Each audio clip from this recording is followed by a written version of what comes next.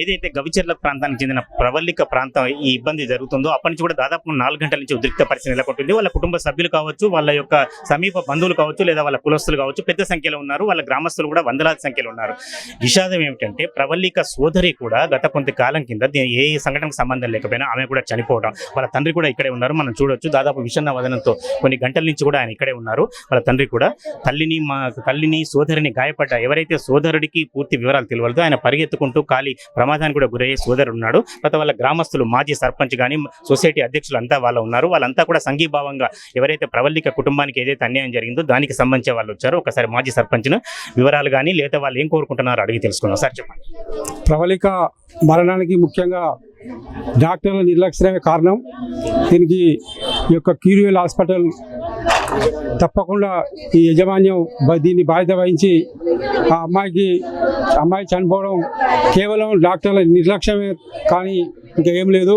ఈ యొక్క నిర్లక్ష్యానికి ఈ యొక్క డాక్టర్లు ఈ యొక్క సిబ్బంది అందరూ కూడా ఈ యొక్క బాధ్యత వహించి తప్పకుండా ఆ యొక్క కుటుంబానికి ఆదుకోవాలి.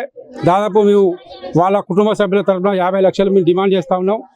ఏసీబీ గారు మరి ఇద్దరిని పెద్ద మనుషులను తీసుకొని పోవడం జరిగింది. దాదాపు 3 గంటలు అవుతుంది. ఇప్పటి వరకు కూడా ఏం రిజల్ట్ లేదు. మేము ఓపిక పడుతున్నాం. 4 గంటల నుంచి ఇక్కడ ఉధృతంగా వాతావరణం ఉన్నది. ఆ కుటుంబ సభ్యులు చాలా విషాదంలో ఉన్నారు. దానికి ఈ యొక్క డాక్టర్లు తప్పకుండా ఈ నష్టపరిహారాన్ని చెల్లించాలి. దానికి ప్రభుత్వానికి మేము డిమాండ్ చేస్తూ ఉన్నాం. ఈరోజు ఈ యొక్క హాస్పిటల్లో దాదాపు ఒక 2-3 ఇన్సిడెంట్లు కూడా కావడం జరిగింది.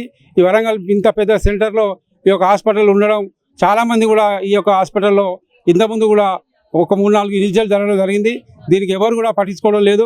దయచేసి వైద్య ఆరోగ్య శాఖ మంత్రి దీనిలో స్పందించి వెంటనే ఈ యొక్క కుటుంబానికి న్యాయం జరిగే విధంగా చూడాలని కోరుతా ఉన్నాం. లేదంటే మేము కూడా గ్రామస్తులం కానీ మరియు మీ అందరూ చుట్టాలం కానీ అందరం కూడా ధర్నా కూర్చోవడం జరుగుతుంది.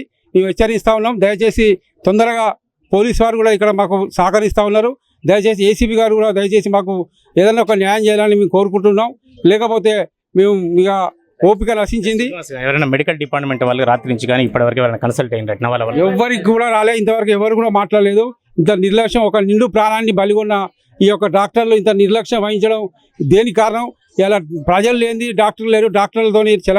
డాక్టర్లు ప్రజలతో చెలగాటం ఆడుతూ ఉన్నారు. వీళ్ళకు చిత్తశుద్ధి ఉంటే దయచేసి తొందరగా ఈ యొక్క సమస్యను మీరు వెంటనే పరిష్కరించాల్సిన అవసరం ఉన్నది. కాబట్టి దయచేసి ఏసీబీ గారు మాకు ముఖ్యంగా ఏసీబీ గారు నమ్మకం ఉన్నది. వారి యొక్క సమక్షంలో ఈ యొక్క పర్యవేక్షణ జరుగుతూ ఉన్నది. దయచేసి వారు తొందరగా మాకు రిజల్ట్ చెప్పి అక్కడ శవాన్ని పోస్ట్ మార్టంలో పంపించడానికి వాస్తవంగా ఇక్కడ శవం ఇక్కడనే చనిపోవడం జరిగింది. ఇక్కడ చనిపోయిన తర్వాత ఇక్కడ డాక్టర్లు డ్రామా ఆడి వేరే మన మ్యాక్స్ కేర్కు పంపించడం జరిగింది. అక్కడ పోయినాక 10 నిమిషాలకు చనిపోయాలని చెప్పడం జరిగింది. కానీ ఇక్కడనే చనిపోయింది. వాస్తవంగా అమ్మాయి ఇక్కడనే చనిపోయింది. కనీసం ఈ హాస్పిటల్ నుంచి మ్యాక్స్ కేర్ తీసుకుపోయే ముందు వాళ్ళ బంధువులకు కానీ వాళ్ళ భర్తకు కానీ ఎవరికి కూడా ఇన్ఫర్మేషన్ అందేయకుండా సొంతంగా వాళ్ళ అంబులెన్స్లో పట్టుకొని పోయి వాళ్ళ భర్తను నేను అంబులెన్స్ వస్తానన్నా కూడా నువ్వు అద్దో బాబు నువ్వు బండిరా చెప్పి దొంగతనంగా తీసుకుపోయి ఇక్కడే చనిపోయింది అమ్మాయి. వాస్తవంగా ఏంటంటే వేరే క్రియేట్ చేసి అక్కడ మీకు ట్రీట్మెంట్ చేసినా చనిపోయిందని ఒక క్రియేట్ చేసిండు. ఈ యొక్క దుర్మార్గమైన డాక్టర్లు డాక్టర్ అంటే ఒక దేవుడు అని కొలుసుకుంటాం.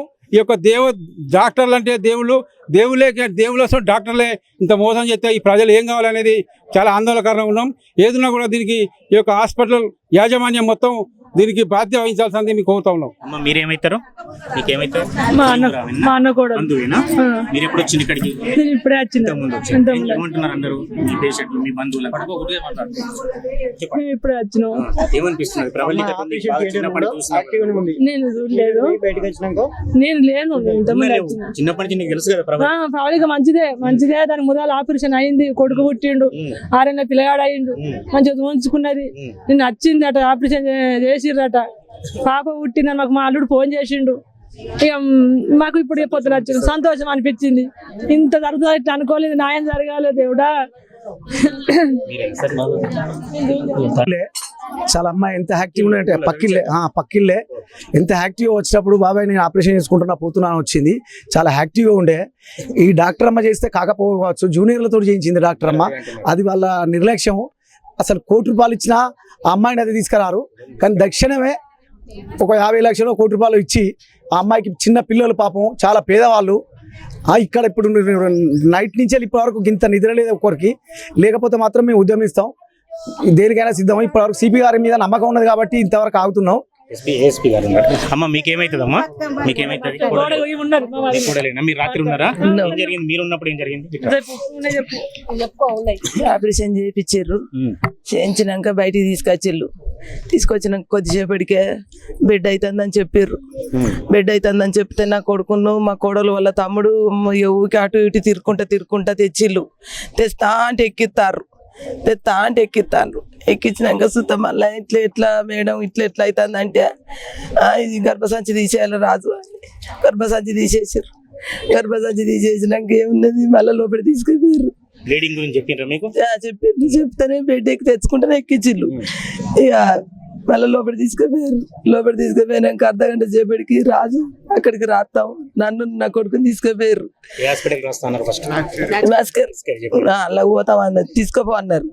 అంటే ఈయన మరి రాజు మరి నా కొడుకుని అన్నాడు కదా, మరి చేతిలో డబ్బులు లేవు కదా సార్, మరి ఎట్లా అంటే నీ కార్డు పెట్టుకో చూసుకుంటారు అని పోగానే అర్ధగంట సేపటికి చచ్చిపోయిందని చెప్పింది సార్.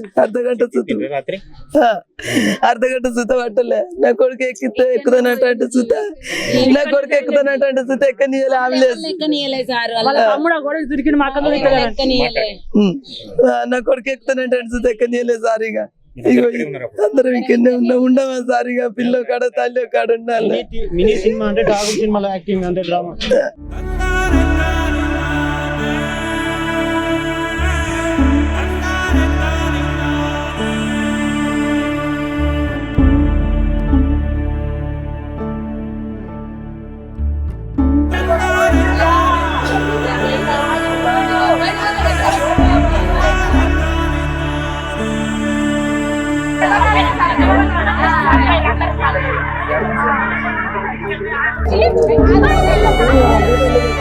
Thank you.